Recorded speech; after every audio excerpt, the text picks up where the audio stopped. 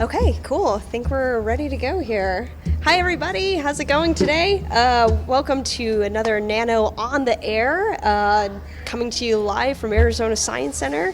So this is a brand new series for us, and we're using the magic of YouTubes so that all of you can interact with our guest speakers who all have connections to the amazing world of nanoscience. So today our guest is Dr. Jameson Wetmore from Arizona ASU's Center for Nanotechnology and Society. So we're really happy to have you here today. Thank you very much for being here. Thanks, Ray. Cool. So just to let you all know for all of you who are watching, we have a chat window up on the side of the screen. So if you look to the side of the viewer there, you can type in your questions at any time, and we'll be able to see them here, and we'll be able to answer them for you. And then for those of you who are in our live audience out there, hi guys, hi live audience, you all get to write a post-it note, which you can bring up to the front of the room and stick it right here at the end of the table. So if you have any questions, you can go ahead and send us a post-it note. All right, cool. So let's go ahead and get started here. Uh-oh, hang on a second. Looks like we're having some feed errors. Okay, no, I think we're okay. Sorry, folks, we're having some technical difficulties.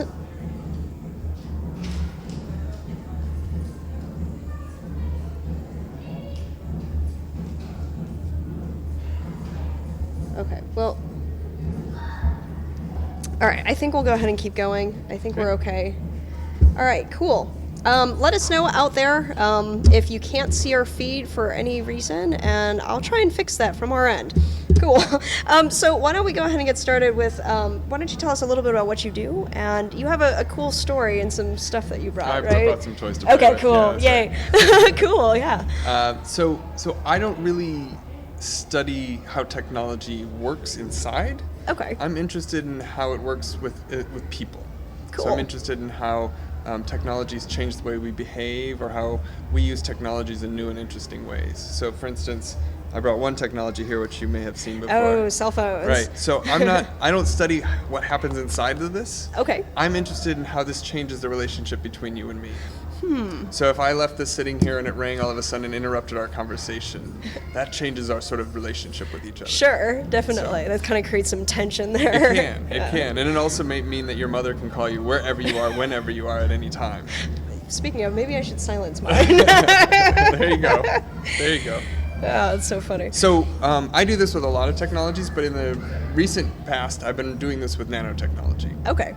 Have we already decided, we've already taught everybody what nanotechnology is? We're going to post a link down below. And actually, I mentioned it last week, but we have we put out the whatisnano.org, which is a really great source for more information. So please check that out. Okay, great. Yeah. So if you know what nano is, it's basically something very, very small that you can't see with the naked eye, but it can still do really interesting things. But I brought a friend here. Oh, it's so cute. Yeah. So I've brought Benny the bear. Okay. Benny the bear travels with me quite a bit because Benny the bear is a very special bear. Okay. So Benny actually is a nano-enhanced bear. Woo, okay. So Benny is actually full size, but there are tiny, tiny little particles of nano silver inside of Benny. Okay. Really interesting. Yeah. So the reason that you do that is that nano silver is really, really good at killing bacteria. Oh, okay. And other Heard about sort this. of tiny, tiny organisms. Sure. And so we put nano silver in a few different things. So for instance, we put nano silver into socks. And why? Do you know why we put nano silver into socks? Maybe because people have smelly feet. Exactly. Okay. Exactly. So it ends up that it's bacteria that comes out of your sweat that is what smells so bad when your feet. Awesome. And the nano silver can actually kill that bacteria. Okay. And then your feet don't smell. Oh, okay. All right. So you could wear those socks for like a week and you wouldn't smell bad. Ew, okay. It's kind of gross. It's kind of gross. Benny the bear is similar. Okay. So Benny has tiny little particles of nano silver inside of him. And what this actually does is it doesn't let bacteria or dust mites or mold. Okay. And so there's actually a lot of kids that have allergies or are asthmatic. And a lot of them can't have teddy bears. Okay. But with this particular bear, because it kills all those things that aggravate allergies and asthma, those kids can play with this bear. That's awesome. So I'm really excited about Benny, but there's another side too. Okay. Is that we don't know everything about nanotechnology. That's true. So there are some unknowns. And so a few years ago, somebody asked, well, first of all, they said, what do kids do with bears? They hug them, they take them everywhere. Hug them, take them everywhere, and also... Oh, put it in their mouth. Put it in their okay, mouth. Sure. Yeah. And so the question is, when little kids eat this nano silver, what happens? Oh, okay. So there's been some study of this, some tests, and it looks like it doesn't really cause any problems, but we aren't completely sure. That's interesting. And so this was a big question when Benny the bear came out several years ago is Benny safe for kids? And we think probably, but we don't know absolutely. And so actually the company that makes Benny decided, there's public concern out there, maybe we should think twice about putting nano silver inside teddy bears. And so actually, while I still love my Benny the bear, you can't buy him in stores anymore because they're doing more research to try to figure out what does happen. And that's what I'm interested in, is how we make those decisions. How do you decide whether to use Benny the bear or not? That's really... Nano silver makes your feet smell better, but it may cause some unknowns that we don't know. So how important do we need to balance what we know with what we don't know? Sure. Like, what if the silver gets into the water supply when you Exactly. wash your socks? Or Right. Okay. That's Yes. interesting. So when you wash your socks with nano silver, the silver does go into the waste stream and may ultimately end up in lakes. And we do know that nano silver can be bad for fish. Gotcha. So something that we're studying further. That's really cool. Yeah, it's kind of funny because I just had an encounter with nano silver the other day. Okay. So I had a sinus infection, and my doctor was like, "Oh, check out this stuff. It's called," and I can't remember the name, but it was this silver solution, and I'm like, "Wait, is that colloidal silver or nano silver?" And she's like, "Oh, it's nano silver." I'm like, "You can buy this stuff. Okay, this is kind of crazy." Yeah. But that was kind of like my kind of social encounter, the sort of things that you're looking into. Like what do I do? I mean, this is nano silver. We don't really know what it does yet. What if We know some of the things it does, but we don't know everything. Yeah. And I mean, she's like, "Oh yeah, just put it in your neti pot and flush it through your nose." I'm like, "But then it's gonna get into the water." What happens there? So really kind of interesting stuff. All right, cool. Well, it looks like Where do I we've set got some Benny cool. so that he doesn't? I don't know. He's just gonna. He jump. looks really cute right there. Why don't we leave him right there? That's awesome. Hi, Benny. Oh, look, we have a fan of Benny the Bear Oh, we do. on our chat here. Chase Norris says, "Benny!" with a cute little emoticon. Okay. And you do see Benny, actually, right here in the museum. There's photos of Benny in some of the Nano so exhibits. Benny is famous. Benny is famous. Benny is famous for precisely this reason. And so actually a lot of the science centers across the U.S. now that have the displays like this one have pictures of Benny, so you can visit him. That's really cool. So definitely come by the Science Center and check out our Nano exhibit. So, did you ever imagine that you were going to be doing this sort of research and stuff? What was your dream? So when I was little, I was really fascinated with technology. Okay. I was really interested in it. I loved trains that floated on the air on magnets and things like this, and that's what I wanted to do. And I was fascinated with cars. Nice. And I did actually. I was really good in math, and I was really good in science. And so I actually studied to be an engineer for a little bit. Nice. And in doing that, I realized that that was important. But actually, what I was more excited about was how I was interested in sort of, how people behave differently, how government actually oversaw the development of technology and things like that. And so no, I didn't expect to do that, but sort of over time, I realized that I wanted to understand technology not in an engineering way, but in a social way. That's really interesting. Cool. I mean, based on what you know now, with the public and some of these really interesting things coming out, what are some of your recommendations for consumers out there and encountering some of these things like the nano silver and stuff like that? So one of the tricky things with this is that there aren't easy answers for any of them. But what I really, really firmly believe is that if you don't ask the questions, you'll never even think about what the answers might be. And so for me, that's what is most important, is asking the question. So should you use, I'm not going to tell you whether Benny the Bear, I suspect if I had a small child that was very asthmatic and really wanted a teddy bear, I probably would give him a Benny the Bear. But you know, if I didn't have a child that was asthmatic, probably I wouldn't use a Benny. So it's sort of a, but you don't really, you need to realize that every time you pick up a technology, you're making a choice. So when I pick up my cell phone here, when I decide to turn it on or off, that's a choice that shapes my life, that changes the way I behave. So when I sit down to dinner with my family, I turn it off and I put it down because I want to focus on the one-on-one interaction I'm having face to face. But when I am far away from my family, I leave it on because I want to make sure that they are able to reach me. And so right now it's off. My family's not far away, but you know, I want to focus on this and chatting with you and chatting with everybody else around. That's awesome. Okay, cool. So there was this exercise that we did once while you were here, and you were talking about speed bumps. Yes. And your love of speed bumps. Yeah. So do you want to kind of... So I love to joke that my favorite technology is a speed bump, which I don't know is exactly true, but I'm fascinated by speed bumps. So, you know, when we usually think about technology, we think about something like this, we think about nanotechnology, we think about something really, really complicated. Sure, yeah. But I think there are so many technologies in our daily lives that change us incredibly, and we need to pay attention to those too. So if you practice with the simpler ones, then you're better prepared to think about the more complex ones. And for me, there's few things simpler than a lump of concrete in the middle of a road. Right? It's just a lump of concrete. Sure. But it's a technology. It's you know, we call it a speed bump. And the interesting thing for me is sort of how it gets built and how it affects us. So if I'm driving down the street and I see this lump of concrete in the middle of the road, what do? I slow down. Yeah, sure. Right? And I slow down because somebody wanted me to slow down. So, and that's what technologies do.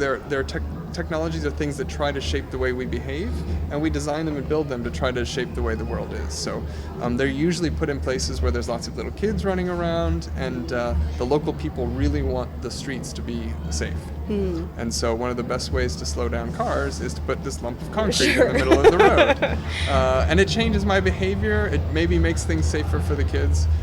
If I want to drive too fast and I'm getting to work late, I might be really upset about really that annoyed speed about bump. speed bumps, yeah. Yeah, so it is. It's something, you know, so simple, and yet it affects us so profoundly. So on that same note, I mean, it's said that nanotechnology is becoming kind of like the same technology as like the internet or something else, one of the big inventions. Where do you see that going kind of in the future, and how do you view the people kind of interacting with it? Yeah, so Nano's interesting. So there was a lot of hype about 10 years ago now, 15 years ago. Everybody's saying Nano is going to change the world. There are some things that it can do that are really different and really interesting. For the most part, we're seeing nanotechnology in things like Benny. Sure, So, consumer products. Consumer products. Benny looks like any other bear. Has some little different qualities, but you know, to some extent, it's just a bear. Yeah. Right. It doesn't levitate, doesn't fly. You know, it doesn't speak 12 languages. Right. Kind of thing, Sure. right? So it's sort of small increases in small changes in the way that the technologies that we have and their capabilities. And I think that's probably going to be true with nanotechnology for a little bit more. For one reason, you know, it's the easiest thing for companies to do is to sort of do slow changes over time to make their products slightly better, but not like radically different. Sure. So I don't know if there is going to be a point probably in the future where nanotechnology starts doing things we never imagined before. It may be coming. It's not quite here yet. Okay. But for us as consumers, it's tricky because it's invisible. Yeah. So if I was to show you Benny, which I guess I did, and say what's different about Benny, you can't tell. There's no way to tell. There's really nothing. And actually, he did used to have a tag that said that he had nanotechnology in it, but I've taken the tag off. And this is the big question for consumers right now: is A lot of nano is going in things that you may not necessarily know about. So, for instance, lots and lots of cosmetics use nanoparticles. Right. Okay, so I've seen some, on the market that say, ooh, nanotechnology enhanced or nano enhanced something. Yeah, and so some of them say that they're nano enhanced, and some have don't. nano but don't say. So it ends up that, if you want to cover a blemish on your skin, if you use a big cream, you can sort of see the cream. But if you use nanoparticles that are really small, it's almost invisible, and it actually looks like it conceals very, very well. Sure, yeah. So it does actually have a technical change for you. Huh.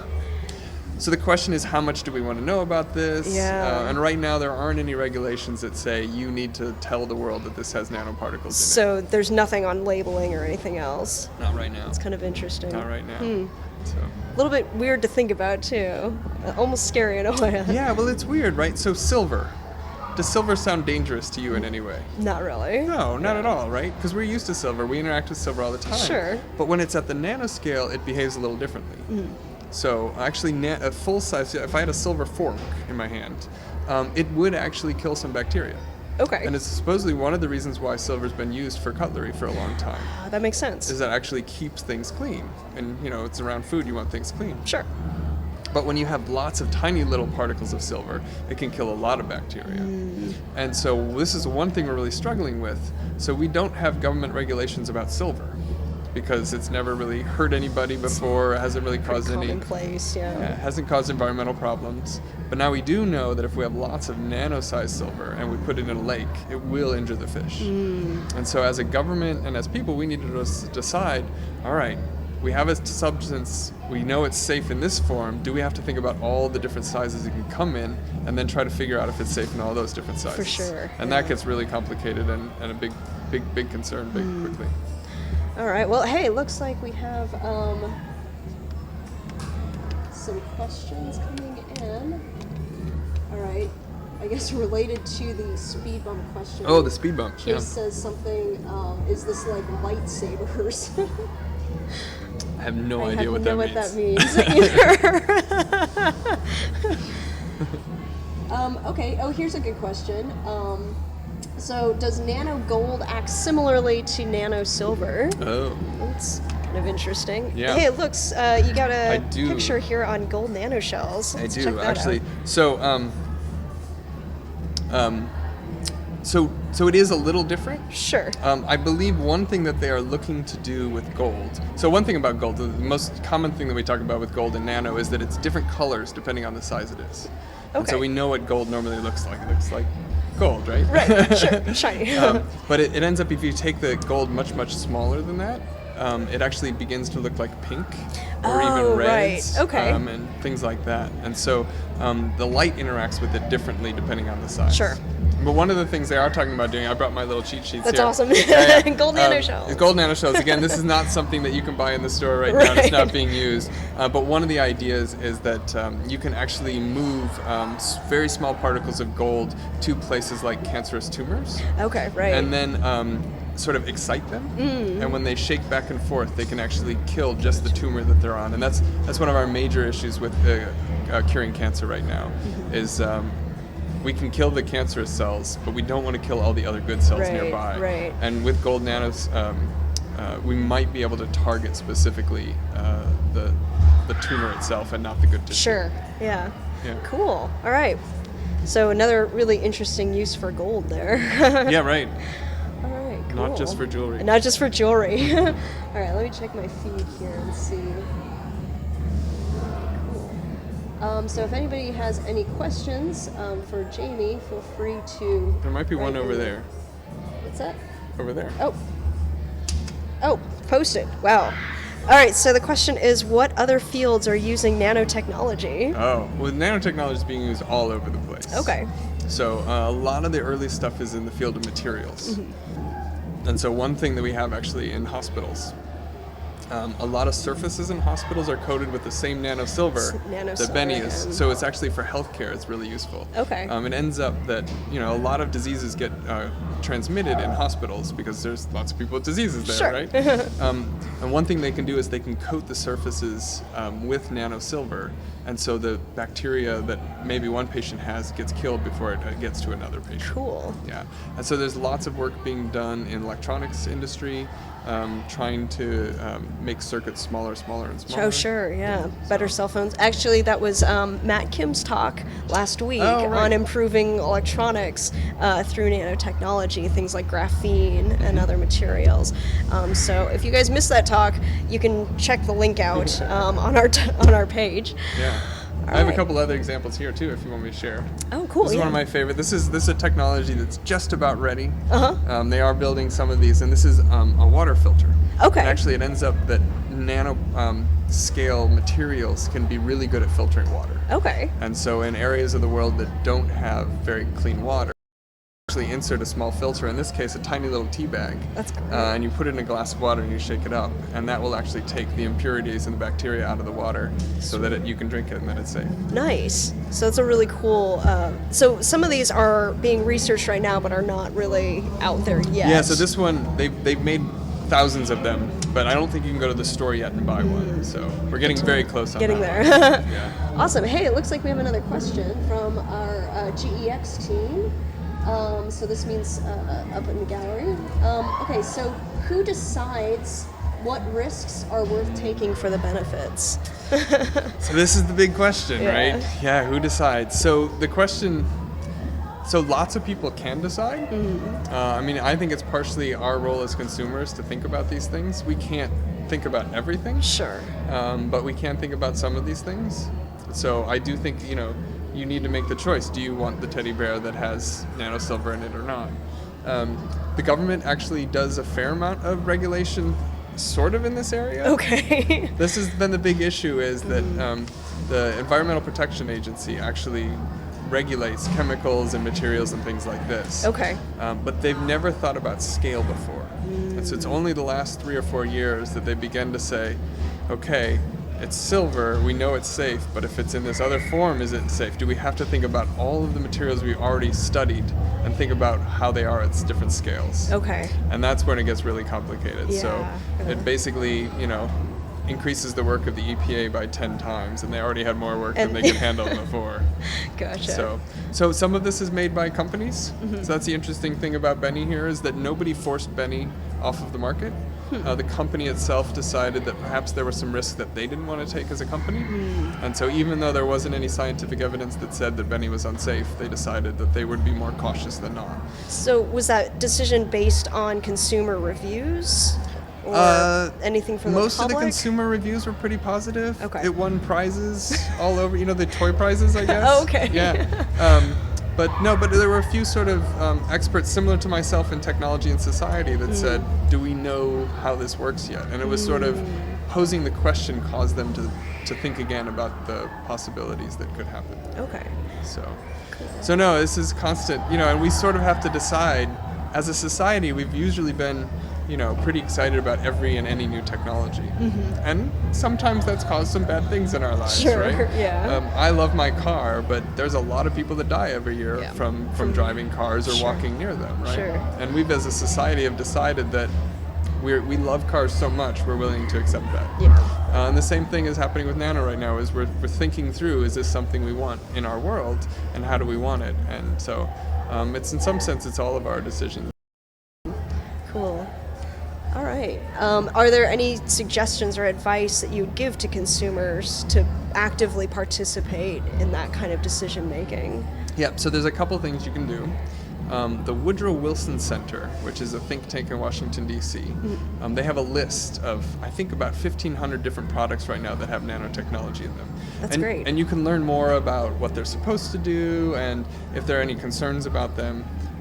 So that's one way you can actually learn where is Nano and how do I find it. Okay, and that's like a website that people can go to? Yeah, Okay. it's called, it's Woodrow Wilson Center's, what is it called? The Nanotechnology I don't remember what it's That's called. okay. We'll Yeah. go ahead and post the link We'll after the post the video. link. Yeah, perfect, Yeah. perfect. So check the box below, and we'll post So that. the other thing you can do is that every time, and most times, there is some sort of regulation that the Environmental Protection Agency is thinking about when it comes to new nanotechnologies or new materials, and they are always seeking for public input. Okay. And so, if you've studied some technology, some nanotechnologies, and looked it up and sort of read some reviews and sort of concerned about something or really excited about something, you can actually write into the EPA and be part of the official government discussion over how to deal with these materials in the future. And Oh, that's really great. it's actually required by law. They don't have to answer. They don't like send, every single yeah, one. they don't send letters to every Thank person. you for your, yeah. But they have to consider all of the things and respond to the major issues that are raised Okay. in those discussions. And, the public has the ability to be part of those discussions. That's really great. All right, cool. Well, I think we're just about out of time, so Okay. I want to thank you for being here and hanging out with us today on Thanks, Ray. YouTube's.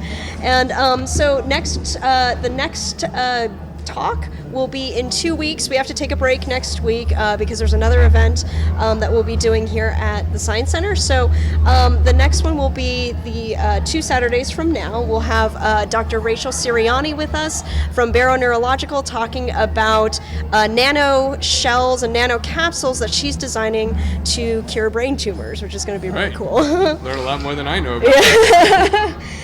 So please check that out. Please join us again, same time. And we will be posting new links on our page on Arizona Science Center's YouTube page. And we might also put up our Google Plus if that's another medium that you watch. So until next time, never stop wondering. Thank you for being here. That's right.